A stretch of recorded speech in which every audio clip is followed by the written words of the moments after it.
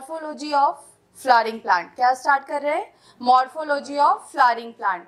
Morphology का मतलब क्या होता है? अभी मैंने आपको बताया, मॉर्फोलॉजी का मतलब होता है किसी भी ऑर्गेनिज्म का आउटर एक्सटर्नल स्टडी करना। आउटर एक्सटर्नल स्टडी करना, इस टर्म को हम लोग क्या बोलते हैं? मॉर्फोलॉजी। हम लोग यहाँ पे बात कर रहे हैं फ्लावरिंग प्लांट्स की, हम लोग आउटर एक्सटर्नल स्टडी पढ़ने वाले हैं। So flowering plant we called it as angiosperms. Flowering plant को हम क्या बोलते हैं? एंजियोस्पर्म्स। तो एंजियोस्पर्म्स बाहर से कैसा दिखता है? एंजियोस्पर्म्स बाहर से कैसा दिखता है? तो मॉर्फोलॉजी वर्ड का मतलब होता है the study of external features of a plant. किसी भी प्लांट का या किसी भी ऑर्गेनिज्म का आप बाहर से स्टडी कर रहे हो, उसकी 2 आंखें हैं, उसके 2 कान हैं, उसके बाल कितने सुंदर हैं, उसकी हाइट कितनी अच्छी है, तो हम ये सब क्या है? बाहर से चीजें देख रहे हैं। So we called it as morphology. हम क्या बोलेंगे इसको?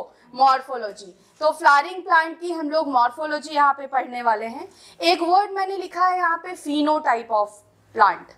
फिनोटाइप का मतलब क्या होता है? किसी भी ऑर्गेनिज्म की फिजिकल अपीयरेंस कैसी है? किसी भी ऑर्गेनिज्म की फिजिकल अपीयरेंस कैसी है? No doubt physical appearance totally depends on the genotype of organism. What is genotype? Genetic arrangement. किसी भी ऑर्गेनिज्म का जेनेटिक अरेंजमेंट कैसा है, ठीक है? तो जेनेटिक अरेंजमेंट, अभी मेरे अंदर जीन्स हैं कि मैं काली हूँ या मैं गोरी हूँ या मेरे आंखें ब्लैक कलर की है, सो वो मेरे अंदर जीन्स हैं। सो दैट आपको कैसी आंखें दिख रही है? मेरी आईज ब्लैक कलर की है। So genetic representation, genetic way, आपका जेनेटिक बिहेवियर कैसा है, इट टोटली इंडिकेट्स आपका फिनोटाइप कैसा है। Is it clear to all of you? Word समझ में आया?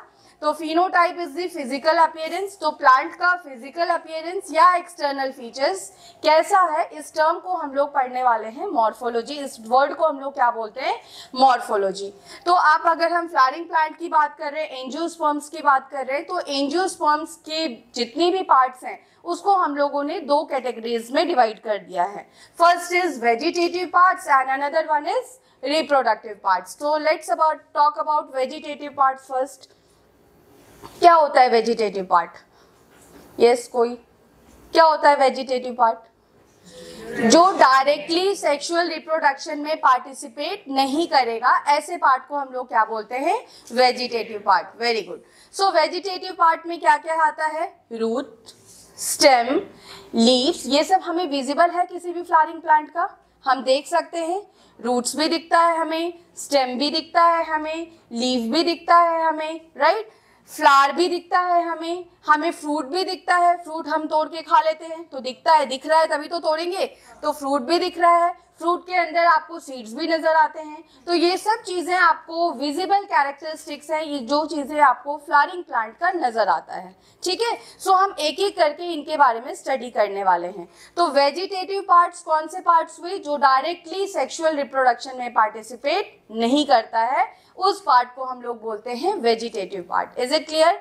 रिप्रोडक्टिव पार्ट्स जो रिप्रोडक्शन होने के बाद या जो रिप्रोडक्शन में हेल्प कर रहा है। कौन से रिप्रोडक्शन में? सेक्सुअल रिप्रोडक्शन में। जो पार्ट सेक्सुअल रिप्रोडक्शन में पार्टिसिपेट कर रहा है या सेक्सुअल रिप्रोडक्शन का रिजल्ट के बाद बना है, उस पार्ट को हम लोग क्या बोल देते हैं बेटा?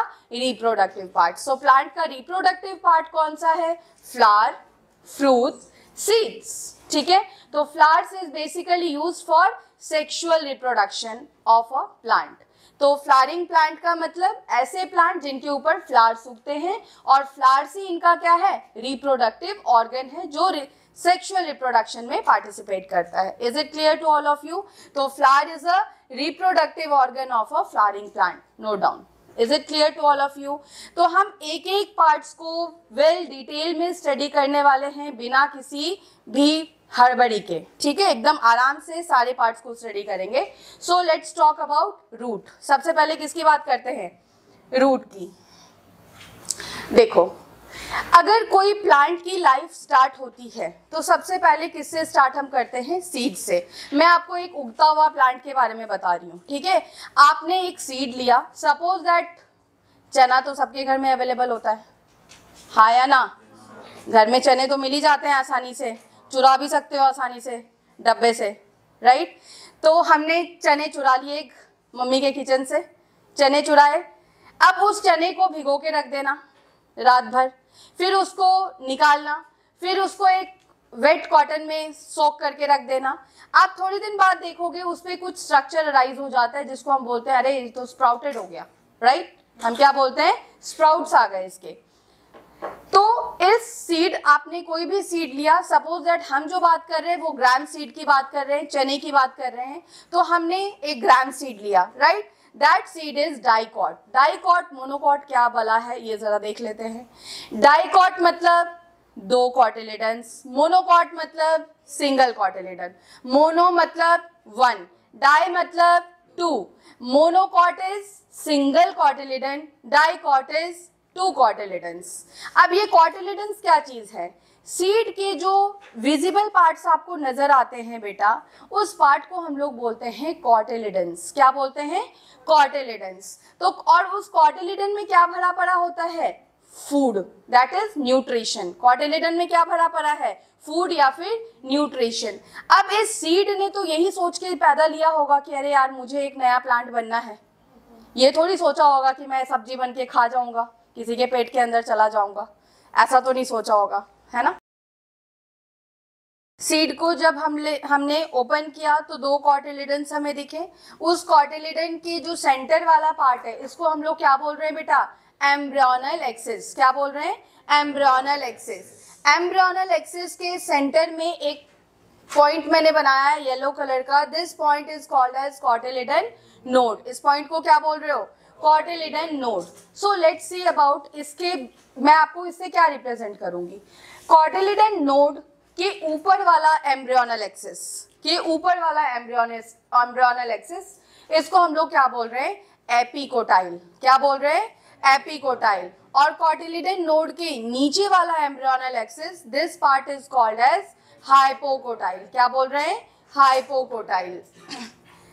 एपिकोटाइल, जब भी आप फेवरेबल कंडीशंस आप प्रोवाइड कर रहे हो, epicotyl give rise to a structure called plumule, and plumule later on it give rise to a shoot system of the plant. जैसे ही हाइपोकोटाइल ग्रो करेगा इस स्ट्रक्चर को बोलेंगे रेडिकल। रेडिकल आगे जाके it give rise to a root system of that plant. Is it clear? So what is shoot system and what is root system? Let's talk about shoot system and root system. Soil के below जो भी parts grow कर रही है plant का, उसको हम लोग बोलते हैं रूट सिस्टम। क्या बोलते हैं? Root system. सॉइल के अबव जो भी प्लांट ग्रो कर रही है, जो भी प्लांट का पार्ट्स ग्रो कर रहा है, इस पार्ट को हम लोग क्या बोलेंगे? Shoot system. Is it clear?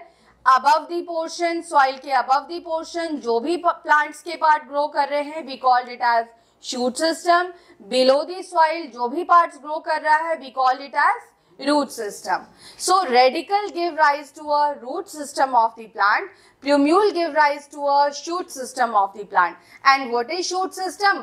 Part of plant which is present above the soil. Part of plant which is present above the soil. तो कौन कौन से parts मिलेगा आपको soil के above? Stem मिलेगा, leaves मिलेंगे, flower मिलेगा, fruit मिलेगा, seed मिलेगा। तो ये सब किसमें आएगा बेटा? शूट सिस्टम में। और radical give rise to a root system, तो part of plant which is present below the soil, we call it as root system. तो क्या मिलेगा आपको दिखने को? रूट्स। क्या मिलेगा? रूट्स। सो रूट्स बेसिकली कौन से पार्ट में आ गया? रूट सिस्टम में। और शूट सिस्टम में क्या क्या चीजें आ गई? स्टेम मिल गया आपको, ब्रांचेस मिल गए, लीव्स मिल गए, फ्लावर मिल गया, फ्रूट मिल गया, सीड मिल गए। ये सब चीजें किस में आ गई? शूट सिस्टम में। शूट सिस्टम किसने ग्रो करवाया, किसने राइज करवाया? प्लूम्यूल ने। प्लूम्यूल कहाँ से ग्रो हुआ? एपिकोटाइल से ग्रो हुआ। एपिकोटाइल से ग्रो हुआ। हाइपोकोटाइल नीचे वाला पार्ट, एपिकोटाइल ऊपर वाला पार्ट। कॉटिलिडन नोड के अबव पोर्शन को एपिकोटाइल, कॉटिलिडन नोड के बिलो पोर्शन को hypocotyl. Hypocotyl give rise to a structure called radicle, epicotyl give rise to a structure called plumule. Plumule later on give rise to a whole shoot system of the plant. Radicle give rise to a root system of that plant. Is it clear? ये point समझ में आया। Cotyledon node के above part को बोल रहे हैं epicotyl, cotyledon node के बिलो पार्ट को बोल रहे हैं हाइपोकोटाइल। हाइपोकोटाइल रेडिकल की ग्रोथ करवाएगा और रेडिकल बाद में जाके रूट सिस्टम बनाएगा। एपिकोटाइल प्यूम्यूल की ग्रोथ करवाएगा, प्यूम्यूल आगे जाके शूट सिस्टम बनाएगा। कोई तकलीफ बेटा? तो यहाँ से क्वेश्चन आता है, plumule forms the shoot system, radical forms the root system. So please note down.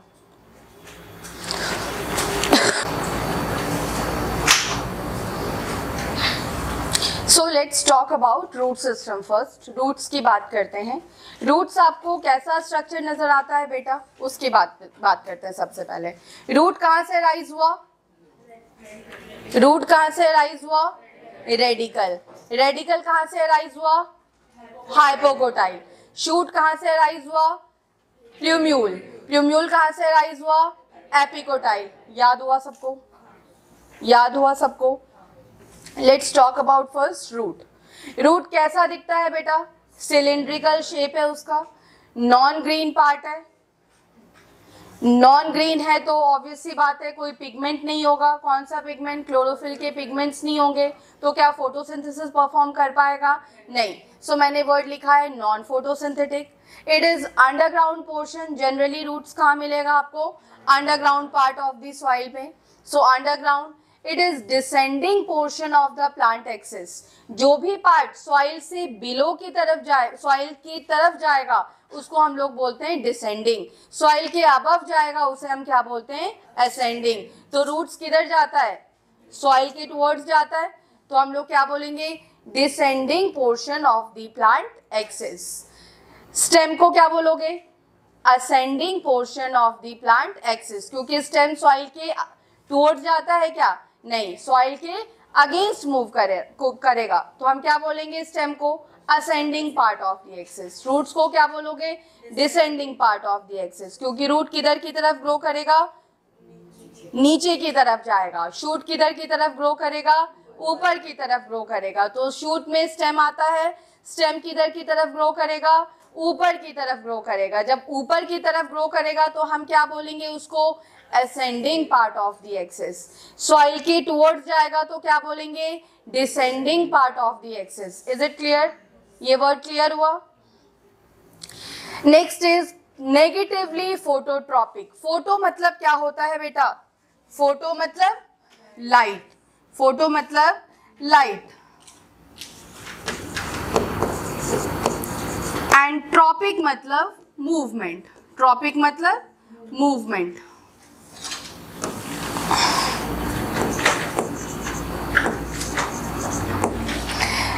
Roots जो है वो लाइट के अगेंस्ट जाता है। लाइट आपको कहाँ दिखेगा? लाइट कहाँ दिखता है? जैसे मान लो ये मैंने कोई भी, फॉर एग्जाम्पल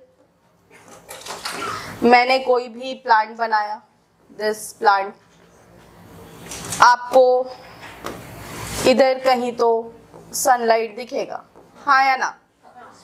रूट्स की अगर मैं बात करूं तो रूट्स आपको सॉइल के नीचे कुछ इस तरीके से रूट्स दिखेंगे। तो रूट्स की जो ग्रोथ हो रही है वो सॉइल, ये जो सन है, सन लाइट प्रोवाइड कर रहा है हमारे अर्थ को, सन की लाइट के टुवर्ड्स जा रही है या ऑपोजिट आ रही है?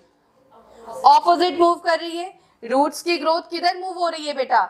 लाइट के ऑपोजिट। तो इसलिए मैंने वर्ड क्या लिखा है? Negatively phototropic. वर्ड क्या है? Negatively phototropic. Photo means light and tropic means movement. So roots की जो, रूट का जो ग्रोथ होता है, it grows negatively phototropic.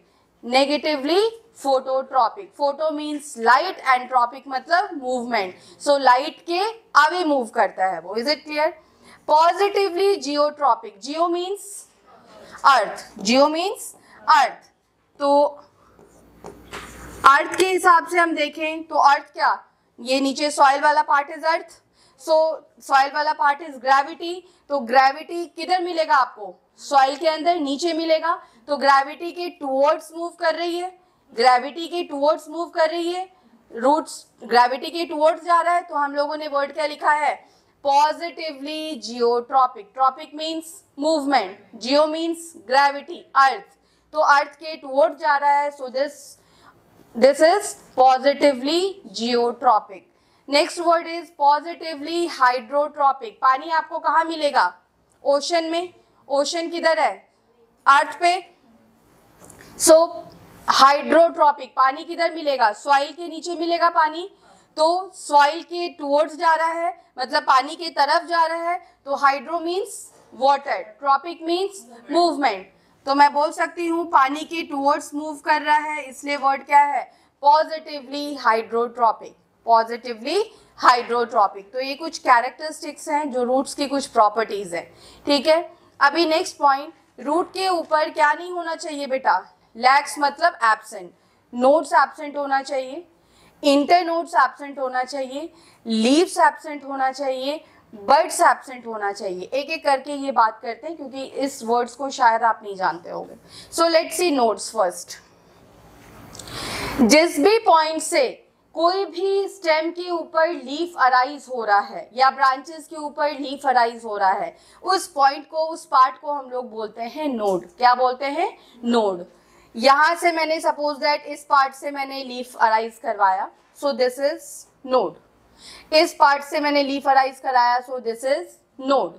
And distance between two nodes we call it as inter nodes. Inter nodes, inter मतलब दो चीज के बीच का डिस्टेंस। किसके बीच का डिस्टेंस? नोड के बीच का distance. So we call it as inter nodes. तो रूट के ऊपर क्या लीफ उगेगा? बताओ, रूट के ऊपर लीव्स उगेंगे? नहीं। तो नोड्स होगा क्या? नहीं। तो जब नोड्स ही नहीं होगा तो क्या इंटर नोड्स दिखेगा आपको? नहीं। लीव्स दिखेगा? नहीं। बर्ड्स दिखेगा? नहीं। बर्ड्स क्या होता है? एक कॉम्पैक्ट स्ट्रक्चर स्टेम के ऊपर। Buds are generally small compact structure stem के ऊपर जनरली मिलता है, जिस पार्ट में क्या भरा पड़ा रहता है? Meristematic tissue. मेरिस्टेमेटिक टिश्यू क्या होता है बेटा? ऐसा टिश्यू जो कंटिन्यूअसली डिवीजन शो करे, उस टिश्यू को हम लोग बोलते हैं मेरिस्टेमेटिक टिश्यू। तो उस बर्ड के अंदर क्या भरा रहता है? मेरिस्टेमेटिक टिश्यू, ठीक है। Meristematic tissue. फिर वो बर्ड्स आगे जाके क्या, किस चीज को जन्म दे सकता है? वहां से वो फ्लावर उगा सकता है, वहां से लीव्स उग सकते हैं, वहां से फर्दर ब्रांचेस उग सकते हैं, ये कुछ भी उग सकता है, ठीक है। तो ये बोल रहे हैं हम लोग कि रूट में बर्ड्स एब्सेंट होता है, क्योंकि रूट को तो फ्लावर नहीं उगाना, रूट को तो स्टेम नहीं उगाना, रूट को तो ब्रांचेस नहीं उगाना, हाँ या ना, रूट को लीव्स नहीं उगाना, तो ये सब तो रूट्स को जरूरत ही नहीं है। तो रूट के पास नोड्स भी नहीं होता, रूट्स के पास इंटर नोड्स भी नहीं होता, रूट के पास लीव्स भी नहीं होता, रूट के पास बर्ड्स भी नहीं होता। एक्सेप्शन एक है जिस रूट के पास बर्ड होता है, and that exception is sweet potato. That exception is sweet potato, क्योंकि उसको फर्दर अपने कुछ ब्रांचेस अराइज करने होते हैं। Is it clear? हम मॉडिफिकेशंस में पढ़ेंगे इसको आगे। क्लियर है ये पॉइंट सबको? Is it clear? हाँ या ना? ठीक है, चलो आगे फिर। So let's talk about root system. Root कितने कितने टाइप्स के रूट है यहाँ पे, ठीक है। अच्छा एक बात बताइए जरा, रूट कहाँ से अराइज होगा? रेडिकल। Very good. रेडिकल कहाँ से अराइज हुआ?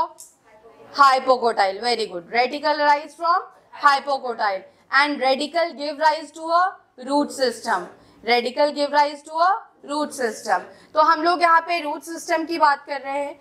सो there are 3 types of root system जो हमें पढ़ना है। कितने टाइप्स के? 3 टाइप्स के रूट सिस्टम के बारे में हमें पढ़ना है। कौन कौन सा?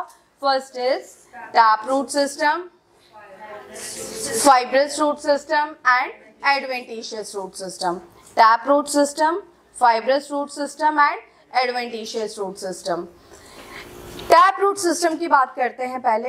टैप रूट सिस्टम को हम लोग ट्रू रूट सिस्टम भी बोल देते हैं। टैप रूट सिस्टम को हम लोग ट्रू रूट सिस्टम भी बोल देते हैं बेटा। क्यों? जरा ध्यान से सुनते हैं।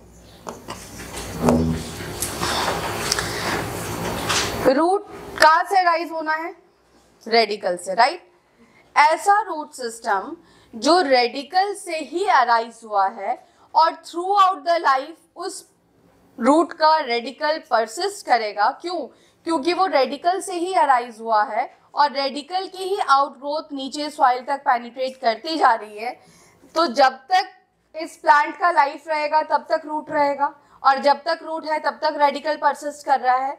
सो ऐसे रूट सिस्टम को, ये आपको दिख रहा है, इसको हम लोग बोल रहे हैं प्राइमरी रूट। क्या बोल रहे हैं?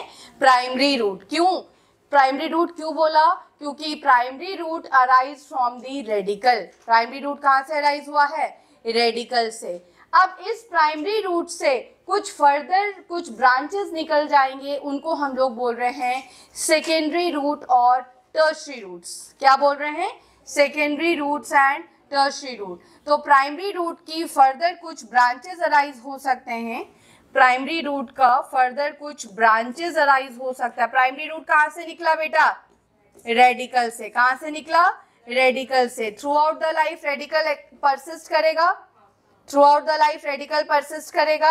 अब इस प्राइमरी रूट की फर्दर कुछ लेटरल ब्रांचेस निकल जाएंगे, उन ब्रांचेस को हम लोग क्या बोल सकते हैं? सेकेंडरी और टर्शरी रूट्स। क्या बोल सकते हैं? सेकेंडरी और टर्शरी रूट्स। हाँ या ना? Is it clear? तो मेन रूट कौन सा हो गया? प्राइमरी रूट, जो कहाँ से निकला? रेडिकल से निकला।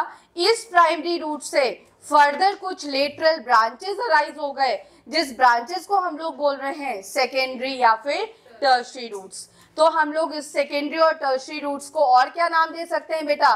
Lateral branches. क्या नाम दे सकते हैं? Lateral branches. किसकी लेटरल? लेटरल मतलब साइड में। हमने एनिमल किंगडम में ये वर्ड पढ़ा था, लेटरल। लेटरल मतलब साइड्स में। तो मेन रूट के साइड्स में कुछ ब्रांचेस अराइज हो जाते हैं, उन ब्रांचेस को हम लोग बोलते हैं सेकेंडरी और टर्शरी रूट। क्यों बोला? क्योंकि that branches arise from the radicle, which radicle root is called as primary root. Is it clear to all of you? Is it clear? तो इस पार्ट को हम लोग बोल रहे हैं रेडिकल की आउटग्रोथ है। रेडिकल की आउटग्रोथ ने क्या बनाया?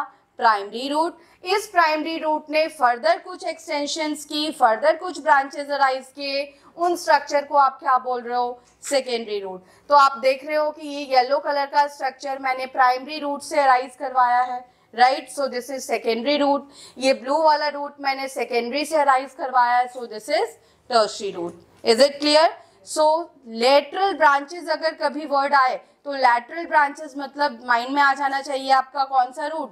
सेकेंडरी और tertiary root, which arise from the primary root. Very good. Which arise from the primary root. और ये primary root कहाँ से arise हुआ है? It arise from the radical of disease. हाँ या ना? Is it clear? So tap root system को हम लोग true root system भी बोल रहे हैं। क्यों बोल रहे हैं? क्योंकि टैप रूट सिस्टम में प्रॉपर जो मेन रूट है, प्राइमरी रूट है, वो कहाँ से अराइज हुआ है? रेडिकल से अराइज हुआ है। फर्दर इसकी ब्रांचेस कहाँ से अराइज हुए हैं? प्राइमरी रूट से अराइज हुआ है। ठीक है? डाइकॉट प्लांट्स के पास जनरली टैप रूट सिस्टम होता है। ठीक है? जो मोस्टली डाइकॉट प्लांट्स होते हैं जिनके पास 2 कॉटिलेडन्स होता है, उनमें जनरली आपको टैप रूट सिस्टम ही दिखने को मिलता है। एक एग्जाम्पल एनसीईआरटी ने हमारे पास मस्टर्ड दिया है, तो मस्टर्ड प्लांट मैंने लिखा है एग्जाम्पल। ये जो रूट्स आपको दिखेंगे थिक रूट्स होते हैं। कैसे रूट्स होते हैं? थिक रूट्स होते हैं। रेडिकल की इलॉन्गेशन थिक होती है। Primary root is thick and it is underground. कहाँ पे प्रेजेंट होता है? Underground, below the ground. Is it clear? एक बार देख लीजिए। Is it clear? समझ आया? प्राइमरी रूट कहाँ से अराइज हुआ? रेडिकल। रेडिकल, ठीक है। लेटरल ब्रांचेस कहाँ से अराइज हुआ? प्राइमरी रूट से। टर्शरी रूट कहाँ से अराइज हुआ? Very good. सेकेंडरी रूट कहाँ से अराइज हुआ? प्राइमरी रूट से। प्राइमरी रूट कहाँ से अराइज हुआ? रेडिकल से। Very good. क्लियर है ये tap root system? So let's talk about fibrous root system. ये कैसा रूट सिस्टम है? ये देखो, नाम से ही पता चल रहा है फाइब्रस। फाइब्रस मतलब फाइबर्स, ऐसे कुछ धागे धागे लाइक स्ट्रक्चर। ठीक है? इस रूट सिस्टम में क्या होता है? रेडिकल से रेडिकल निकल तो रहा है बेटा, बट रेडिकल की growth through out the life नहीं रह रही है। यहाँ पे रेडिकल की growth through out the life रह रही है ना? यहाँ पे रेडिकल की growth through out the life रह रही है। देखो प्राइमरी रूट रेडिकल से ही तो बना था। यहाँ पे रेडिकल निकल तो रहा है पर रेडिकल की growth through out the life नहीं है, रेडिकल बहुत ही शॉर्ट लिव्ड है, मतलब उगा, ग्रो करना चालू किया और फिर उसकी ग्रोथ रुक गई। ठीक है, अब इतने से रूट, ये जो वाइट पोर्शन मैंने बनाया है, क्या इतने से रूट से क्या कोई भी प्लांट सॉइल के ऊपर होल्ड कर पाएगा अपने आप को, स्टेबल हो पाएगा? रूट का काम है ना एनकरेज करना, सपोर्ट देना। तो क्या इतने से, उस छोटे से वाइट रूट से, क्या उतने से रूट से वो पूरा प्लांट स्टेबल हो पाएगा सॉइल पे? नहीं। सो इसलिए प्लांट को रूट्स अराइज करना पड़ता है कहाँ से? Lower base of the stem से। कुछ फाइबर्स जैसे रूट्स अराइज करता है प्लांट, कहाँ से? Lower base of the stem से कुछ फाइबर्स जैसे रूट निकलते हैं, and that root system is called as fibrous root system. Is it clear? तो क्या इसमें रेडिकल से रूट निकला क्या? नहीं। इसमें रूट कहाँ से निकला? बेस ऑफ द स्टेम से। रेडिकल से निकला, लेकिन रेडिकल की growth through out the life नहीं है। रेडिकल बहुत कम समय के लिए ही होगा, बहुत कम समय के लिए ही ग्रोथ उसने, पॉजिटिव ग्रोथ उसने शो किया। आफ्टर दैट रेडिकल स्टॉप कर गया, ग्रो नहीं कर पा रहा है। उस कंडीशन में रूट्स कहाँ से निकलेगा? Lower base of the stem से अगर रूट निकल रहा है, फाइबर्स जैसे रूट निकल रहे हैं, so that root system is called as fibrous root system. Is it clear बेटा? समझ में आया अच्छे से? So radical growth is very short lived. ठीक है, रूट्स अराइज फ्रॉम, कहाँ से अराइज हुआ? Lower base of the stem. Roots arise from lower base of the stem. तो इस तरह का रूट सिस्टम अगर किसी भी प्लांट में नजर आता है तो हम क्या बोलते हैं? Fibrous root system. Example, monocot. Generally monocot single cotyledons वाले सीड में जनरली दिखने को मिलता है फाइब्रस रूट। और एक एनसीईआरटी ने एग्जाम्पल दिया है हमारे पास, वीट प्लांट। ठीक है, इनके जो रूट्स हैं फाइबर्स जैसे रूट है बेटा, so these are thin roots और underground. Is it clear? Is it clear? Next is adventitious root system. Let's see ये क्या होता है। एडवेंटिशियस रूट सिस्टम एक ऐसा रूट सिस्टम है जो रेडिकल के अलावा प्लांट के किसी भी अदर पार्ट से अराइज कर सकता है। रेडिकल को छोड़ के roots arise from any other part of the plant. That root system is called as adventitious root system. ऐसे रूट सिस्टम को क्या बोलेंगे हम लोग? Adventitious root system. रेडिकल के अलावा रूट्स अगर किसी भी दूसरे पार्ट ऑफ द प्लांट से ग्रो कर रहा है, so that root system is called as adventitious root system. Example NCERT के अकॉर्डिंग एग्जाम्पल आपको याद रखना है, ग्रासेस, मॉन्स्टेरा, बनियन ट्री। ये हम डिटेल में पढ़ने वाले हैं, आपको बनियन ट्री में दिखेगा कैसे रूट्स की हम बात कर रहे थे। ठीक है, थिन भी हो सकते हैं, ये थिक भी हो सकते हैं, और कोई ज़रूरी नहीं है कि अंडरग्राउंड ही रहेगा, अबव द ग्राउंड भी ये रूट्स प्रेजेंट हो सकता है। ठीक है, सो मैंने यहाँ लिखा है अबव और below the ground. Is it clear? तीन तरह का रूट सिस्टम समझ में आया। True root system, that is tap root system, fibrous root system and adventitious root system. तो ट्रू रूट सिस्टम कौन सा है इसमें? Tap root system. True root system कौन सा है? Tap root system. Primary, secondary, tertiary root कौन से, किस में विजिबल होगा? लेटरल रूट्स किसको रिप्रेजेंट कर रहे हैं? Very good, secondary and tertiary roots. Lateral roots किसको रिप्रेजेंट कर रहे हैं? Secondary and tertiary roots. Is it clear? Secondary roots arise from primary root. Primary root arise from? Tertiary roots arise from? Very good. In case of fibrous root system, radical appearance होता है क्या? Yes, but it is very short lived. So roots arise from the lower base of the stem. इस तरह के root system को क्या बोल रहे हैं हम लोग? Fibrous root system. And what is adventitious? Radical के अलावा रूट्स अगर किसी भी पार्ट ऑफ द प्लांट से अराइज हो रहा है, so we call it as adventitious root system. Clear है? ये क्लियर है सबको? Okay. Function of the root, तो क्या क्या काम करता है root? Absorption of water and minerals की एब्जॉर्प्शन करता है, ठीक है, वाटर एंड मिनरल्स की एब्जॉर्प्शन। दूसरा, anchorage the plant, anchorage means support. अगर सोचो रूट्स ना हो तो क्या सॉइल के ऊपर कोई भी प्लांट को मैं आके यहाँ पे कोई भी प्लांट को खड़ा करूं, क्या स्टेबल हो पाएगा? नहीं। तो सॉइल से बांधने का काम कौन करता है प्लांट को? रूट। सॉइल से बाइंडिंग कौन करवाता है प्लांट को? रूट, ठीक है। सो एनकोरेज या support the plant. Third is storage of food material, sometimes roots also helps in storage of food. Sometimes root also helps in storage of food. Is it clear? हाँ या ना? अभी पिछले slide में हम लोगों ने एक एक्सेप्शन पढ़ा था, स्वीट पोटैटो, है ना। स्वीट पोटैटो एक रूट था, तभी तो हमने एक्सेप्शन में रूट लिखा। हम रूट को खाते, स्वीट पोटैटो खाते हैं सब, खाते हैं ना सब लोग? यस। तो वो स्वीट पोटैटो को हम लोग खाते हैं मीन्स उनमें क्या है? फूड मटेरियल की स्टोरेज है, तभी तो खा रहे हैं। फूड स्टोर हो रहा है तभी तो खा रहे हैं। So it's also helps in storage of food materials. Sometimes roots also helps in storage of food materials, and it helps in synthesis of plant growth regulators. Very very important point. Roots बेटा कुछ hormones भी release करता है, and that hormones is very very important for the physical roles या physical functioning of the plant. अगर hormones नहीं होंगे, chemical messengers नहीं होंगे, तो क्या plant की proper functioning हो पाएगी? नहीं। सो रूट्स जो है वो हॉर्मोन्स भी रिलीज करते हैं, कुछ हॉर्मोन्स भी रिलीज करते हैं which is necessary for the plant survival. Is it clear? Is it clear to all of you? तो रूट्स का समझ में आया। नेक्स्ट इज, अभी एक पॉइंट मैं बता रही हूँ जस्ट, जो हम लोगों ने लैटरल रूट्स की बात की थी, राइट? हम लोगों ने लैटरल रूट्स की बात की थी। लैटरल रूट्स में क्या पढ़ा? सेकेंडरी और tertiary roots. Very very important, lateral branches of the roots are endogenous in origin. endogenous word का मतलब क्या होता है? अंदर से।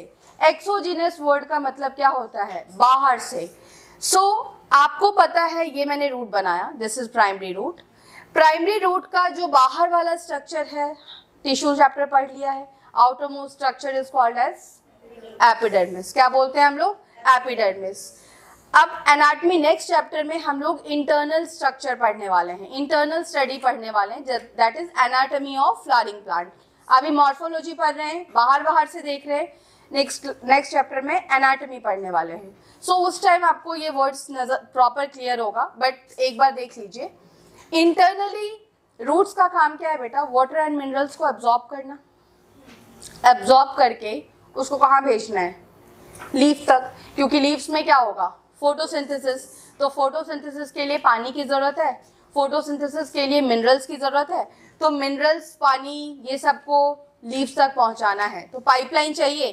तो इंटरनली इस ये जो मैंने जाइलम और फ्लोएम लिखा है, these are pipelines of water and food particles. Phloem is a pipeline of food particle. अभी रूट में खाना बनता है क्या?